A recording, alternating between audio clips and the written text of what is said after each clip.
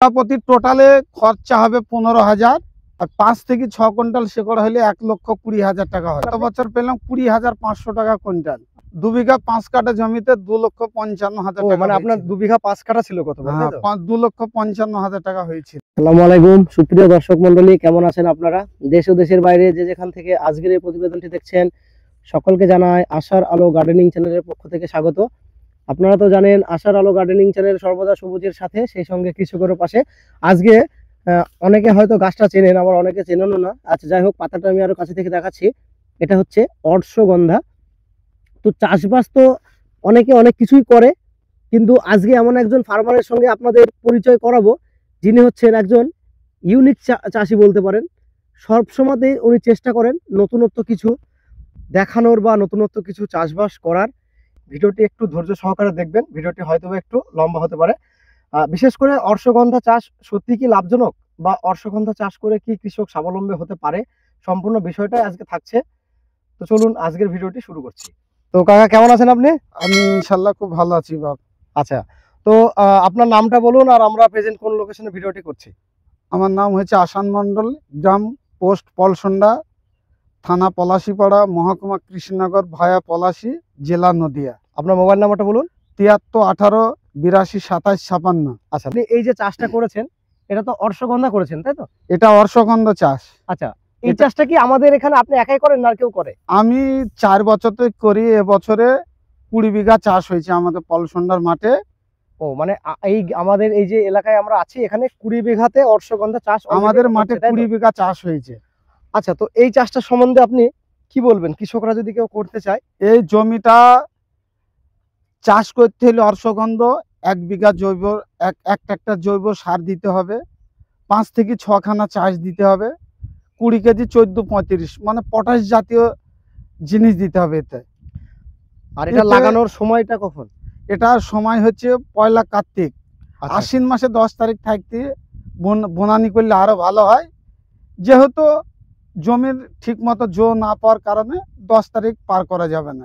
এটা কি আপনার একটু উঁচু জমি দরকার না? যে কোনো এটা উঁচু জমি, ইটেল মাটি হতে হবে। আচ্ছা, মানে দোআঁশলা মাটি হইলে শেকড়ে ফলন বৃদ্ধি কম হয়। অ্যাকচুয়ালি এর তো শিকড়টাই বিক্রি হয় না? এর শেকড় বিক্রি হয়। আর বীজগুলো আপনারা কি নিজেরাই ওখান থেকে? বীজ আমার নিজের জমি থেকে ছাড়ানো হয়, নিজের বীজেই বোনা হয় এই জমি। আচ্ছা, তো এই অর্শগন্ধা চাষের সঙ্গে আপনি কতদিন যুক্ত আছেন? আমি 4 বছর থেকে। তো এখানে বিঘা প্রতি আপনার যদি কেউ বীজ কিনে সম্পূর্ণ খরচা করে চাষ করতে চায়, সেক্ষেত্রে আপনার বিঘা প্রতি আপনার খরচা কত আসতে পারে? বিঘা প্রতি টোটালে খরচা হবে 15,000। আচ্ছা, আর 5 থেকে 6 কুইন্টাল শেকড় হলে 1,20,000 টাকা হবে। আচ্ছা, আপনার এই জমিটা কতটুকু? এই জমিটা এটা থেকে নিয়ে শুরু করে 40 শতক জমি। আচ্ছা, 40 শতক জমি। এটা 7 কুইন্টাল ফলন হবে। 7 কুইন্টাল। 7 কুইন্টাল। এটা গতবার কত করে কুইন্টাল পেয়েছিলেন? গত বছর পেলাম 20,500 টাকা কুইন্টাল। আচ্ছা, তার মানে প্রায় 1.5 লক্ষ টাকার উপর আপনার বেচাকেনা হয়েছিল, তাই তো? গত বছর 2 বিঘা 5 কাঠা জমিতে 2,55,000 টাকা। মানে আপনার 2 বিঘা 5 কাঠা ছিল গতবার, তাই তো? 2,55,000 টাকা হয়েছে। ফসলের মেয়াদ কালটা কতদিন লাগে? এই ফসলটার মেয়াদ হচ্ছে 8 মাস। 8 মাস লাগে, তাই তো? 8 মাস মানে 240 দিন সময় লাগে। আচ্ছা, মানে টাইমটা একটু লং লাগে, তাই তো? একটু লং টাইম। আচ্ছা, আপনার যখন আপনি গাছগুলো শিকড়গুলো তোলার উপযুক্ত হয়ে যাবে, তখন আপনার গাছের হাইট, এখন আপনারা দেখুন গাছের হাইট মোটামুটি 10 ইঞ্চি, কোনোটা হয়তো বা 1 ফুট। আর একটা বিষয় হচ্ছে, এই যে দেখুন আপনারা এখানে অলরেডি কিন্তু ফুল কিন্তু চলে এসেছে, এই যে জোয়ার চলে এসেছে। মানে এটা এইখান থেকে ফলটা তখন হবে। আর এই যে দেখুন ছোট ছোট ফুলও কিন্তু এসেছে। এখন তো প্রায় আপনার 10 ইঞ্চি থেকে 1 ফুট গড়ে গাছের উচ্চতা। এটা 1.5 থেকে 2 ফুট হাইট হবে। 1.5 থেকে 2 ফুট হাইট হবে, তাই তো? 2 ফুট শেষ হবে। আচ্ছা, তো নেক্সট টাইম যখন এর পর্যাপ্ত ফলন হবে বা জমি থেকে যখন ওঠানো হবে, সেই ভিডিওটা অবশ্যই আপনাদের আমি শেয়ার করব। ওষুধ টাইপের জিনিস এটা। এটা ওষুধ বলতে এটা মেডিসিনই। এটা থেকে আপনার অনেক রকম মেডিসিন তৈরি হয়। আপনাকে বলছি আমি, কিছু যারা অনিদ্রায় ভোগে, হয়তো ঠিকমতো ঘুম হয় না, তাদের একটা ওষুধ হয়। সেই সঙ্গে শরীরে দেখবেন অনেক ক্ষেত্রে বেশি পরিশ্রম করলে আমাদের শরীরে এনার্জি লস হয়ে যায়, শরীরে একটা দুর্বল ভাব থাকে, সেক্ষেত্রে আপনার এটা ভালো কাজ দেয়।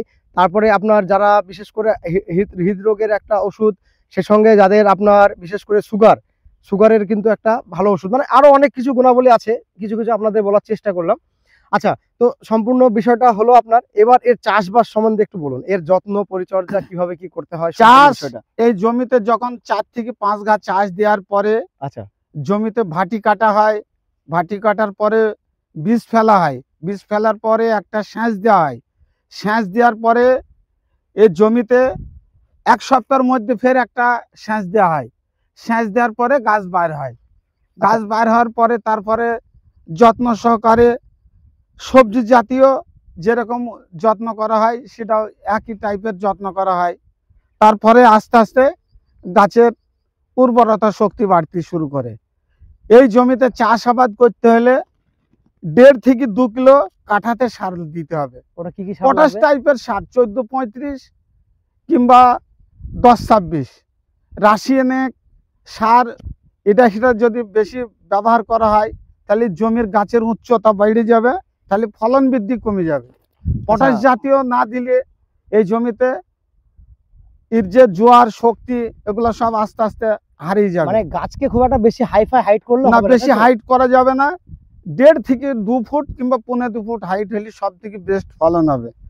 ভালো যদি ফলন বৃদ্ধি নিতে হয় তাহলে আমাদের চ্যানেলের মাধ্যমে দেখে অবশ্যই চাষটা করার দরকার। আর বীজ যদি সংগ্রহ করা হয় আমাদের এই চ্যানেলের নাম্বার দেওয়া আছে, এই চ্যানেলের মাধ্যমে বীজ রোপণ করার জন্য ফোনটা অবশ্যই করবে। আচ্ছা, তার মানে আপনি বীজ থেকে শুরু করে মানে এর যখন বিক্রি কেউ যদি নিতে চায় আপনার কাছ থেকে, সেক্ষেত্রে কি আপনি তাকে হেল্প করবেন? আর অবশ্যই হেল্প করবে। ও, আমাদের আচ্ছা, আচ্ছা। কাজই হয়েছে চাষের সঙ্গে যুক্ত মানুষের উপকারটাও দরকার। আচ্ছা, সব আচ্ছা। তো পড়ে থাকবে, যদি মানুষের হেল্প করি, কেউ যদি একটু বড় হইতে চায় সেটাও আমার খুব প্রয়োজন মনে করি। আচ্ছা, নিজে ভালো থেকে কোনো কাজ নাই, দেশের মানুষ সহযোগিতা করি। যদি কেউ আমাদের চ্যানেলের মাধ্যমে আসতে চায়, দেখতে চায়, আমার জমিতেও দেখারও তার দরকার আছে। আচ্ছা, আচ্ছা, সেটাও আপনারা জমি দেখতে পারেন। চাষাবাদ করতে হলে অবশ্যই এই চ্যানেলের মাধ্যমে অবশ্যই দেখি তার চাষ করার দরকার। শুধু এটা আমার কথা নয়, যারা চাষাবাদ করবে তাদেরকে বলা হচ্ছে। আচ্ছা, আচ্ছা, তো মানে আপনারা- নতুন কোনো ব্যক্তি যদি চাষ হ্যাঁ, করতে হয়তো হয় নতুন কেউ চাষ চ্যানেলের করতে চাইলো। মাধ্যমে যদি না করা হয় তাহলে সে লস খেয়ে যাবে। আচ্ছা, আচ্ছা। আর আমার এই জমিতে আমাকে কেউ শেখায় না, আমি দীর্ঘ 24 বছর থেকে সবজির সঙ্গে যুক্ত আছি, সেই কারণের জন্য আমাকে কাউকে শেখানো লাগায় না। আচ্ছা, এই গাছে যদি কোনো রোগ বাদ ধরে, হ্যাঁ, বলুন। কোনো রোগ বাদ যদি ধরে, ডাইথেনিয়াম 45 পাউডার, ব্যাবিস্টন পাউডার আর কোনো কীটনাশক ওষুধ লাগে না, এর কোনো ওষুধ নেই। এটা গাছকে রক্ষা করার জন্য যাতে ধসা মুক্ত হয়, ধসা মুক্ত এইটাই একটা রোগ, তাছাড়া দ্বিতীয় কোনো রোগ নেই। মানে ধসা রোগটা এর লাগে, তাই তো? হ্যাঁ, ধসা রোগটা লাগে প্রাকৃতিক দুর্যোগের কারণে। যদি আকাশে যদি এই মুহূর্তে একটা বৃষ্টি হতো, গাছের উর্বরতা শক্তি অনেক বৃদ্ধি হইতো, বাড়তো, ফলন বৃদ্ধি ভালো হয়। যদি 8 মাসের মধ্যে যদি বৃষ্টিপাত 2-3 দিন হয়, ফলন বৃদ্ধি অনেক হয়। প্রথম বছর আমি যখন করেছিলাম 2021-এ, তখন আমার ফলন হয়েছিল 685 কেজি করে বিঘাতে ফলন হয়েছিল। আচ্ছা, তো অনেক 6 কুইন্টাল 85 কেজি। তখন আমি ভালো বুঝতাম না, তাও অনেক টাকা হয়েছে, 1 লাখ টাকা বিঘাতে হয়েছিল। এখনকার মতো হইলে আরো অনেক টাকা বাড়তো। আচ্ছা, আচ্ছা, তাহলে আপনার সামগ্রিক কথা শুনে পরিচর্যা সমস্ত বিষয়টা জানানো হলো। আপনি যেটা বলতে চাচ্ছেন, এই চাষটা অবশ্যই অনায়াসে করতে পারে কৃষক, মানে এই চাষ থেকে একটা মানে তার ভবিষ্যৎটা উজ্জ্বল হওয়ার একটা সম্ভাবনা আছে। হ্যাঁ, আপনার কথা শুনে এটাই বুঝতে পারলাম। তো সামগ্রিকভাবে যে পরিচর্যাগুলো বললেন, এই সমস্ত বিষয়গুলো ছাড়া কি আর কোনো কিছু করার প্রয়োজন হয়? না বেশি কিছু এর সামগ্রিক পরিচর্যা কিছু লাগে না। ও, মানে প্রাকৃতিক দুর্যোগ না হলে যদি হয়তো মানে যে কোনো নতুন হ্যাঁ, চাষ, নতুন চাষ হলেও এটা যে কোনো মানুষ করতে হবে পারে, কিন্তু এর দোআঁশলা মাটি হলে হবে না, এঁটেল মাটিতে সব থেকে ভালো আচ্ছা, হবে। আচ্ছা, সেটা আপনি আগেই বললেন, মানে হ্যাঁ। মাটির দিকটা অবশ্যই গুরুত্ব দিতে হবে। মাটিটা এটা হচ্ছে দেখে আপনার একটা বুঝে বিষয়। জেনে বুঝে করার দরকার। আর এটা আমরা যেটা আছি, এটা আমাদের অ্যাকচুয়ালি পিছন দিকটা আপনারা যেটা দেখছেন, এটা বিল মাঠ, মানে হ্যাঁ। এই মাঠটা এঁটেল মাটি কিন্তু সম্পূর্ণ, আর এই মাঠে ফসলটা ভালো হয়। তো যাই হোক, অডিয়েন্স কেউ করতে চাইলে আপনার কথা শুনে যা বুঝতে পারলাম, তাতে অবশ্যই এই চাষটা করতে পারে। এটা তো আমাদের রাজ্যেই চলে না, এটা ইংল্যান্ড, ফ্রান্স, জাপান, দক্ষিণ আফ্রিকা, কোরিয়া, আমেরিকান, ইন্দোনেশিয়া, বিভিন্ন দেশে এসব প্রোডাক্ট, এই প্রোডাক্ট কি যে হয় যারা ব্যবসা করে তারাই জানে। আমরা যতটুকু জানি কসমেটিক আর ওষুধ হয় এইটাই জানি, তাছাড়া বেশি কিছু আমরা জানি না। আচ্ছা, আচ্ছা, চাষটা আমরা 2021 সালে করে তখন থেকে চাষটা অনেক জেনে বোঝে আমি একই ফলন বৃদ্ধি পেয়েছি, গাছের চেহারাও ভালো আছে, এর পরিচর্যায় যা করার দরকার সেটাও করা হয়েছে, কিন্তু কথা হয়েছে জৈব সার অবশ্যই দরকার। রাসায়নিক সার বেশি দিলে গাছের পরিস্থিতি ভালো থাকে না। জৈব সার দিলে আস্তে আস্তে আস্তে আস্তে কাজ হবে। 8 মাসের ফসল, 8 মাসের মধ্যে জমিতে আস্তে আস্তে উর্বরতার শক্তি বাড়িয়ে জমিটার ক্ষমতাশীল বাড়াবে, গাছেরও চেহারা হবে, ফলন বৃদ্ধিও বাড়বে, সব কিছুই ভালো হবে। আর রাসায়নিক সার দিয়ে বেশি এই চাষ করতে গেলে গাছের অবশ্যই রোগ হবে। আচ্ছা, তো আপনি জৈব দিকটা সাজেস্ট করছেন আপনার হ্যাঁ, কথা শুনে যেটা বুঝতে জৈব পারলাম। সার 100% সবাইকে অনুরোধ করে বলা হচ্ছে, যেন মানে জৈব সার সবজি জাতীয় চাষ করতে হলে জৈব সারের অবশ্যই দরকার আছে। জৈব সার যদি ব্যবহার না করা হয় তাহলে এত পরিস্থিতি ভালো জায়গা হবে না। তো আপনারাও বুঝতে পারলেন। সেক্ষেত্রে আপনারা বিশেষ করে কেউ যদি চান যে আমরা অশ্বগন্ধা কালেক্ট করব, সেটা অবশ্যই যোগাযোগ করবেন। 30 বিঘার উপর চাষ কিন্তু এই এলাকাতে অশ্বগন্ধা হচ্ছে।